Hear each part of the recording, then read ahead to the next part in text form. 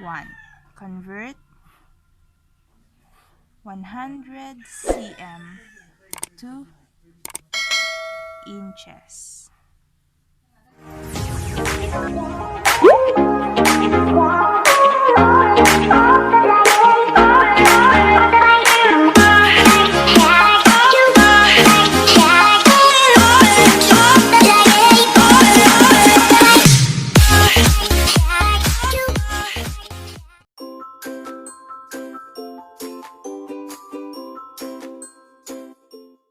Okay guys, I'm going to teach you how to convert cm to inches. So, it's so very easy kaya makinig lang kayo.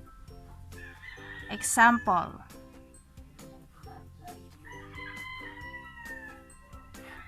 Convert 100 cm to inches. Okay, sulat natin.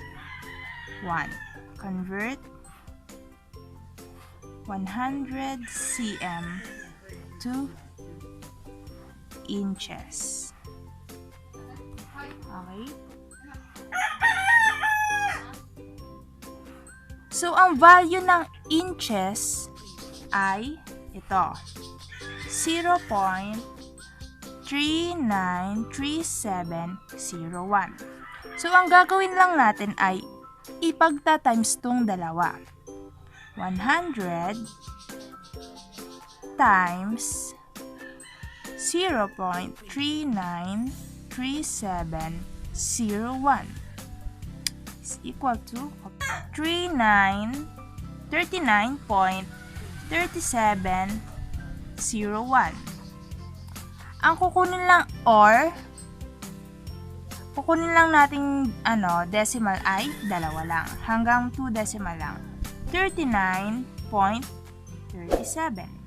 Ito na ang final answer. Nagets nyo ba? Comment down below kung tama ang sagot nyo.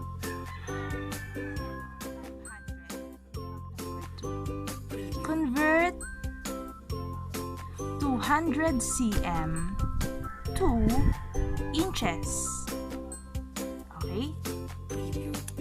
Lagay natin itong 200 times inches 0.393701 is equal to, so ang sagot ay 78.7402.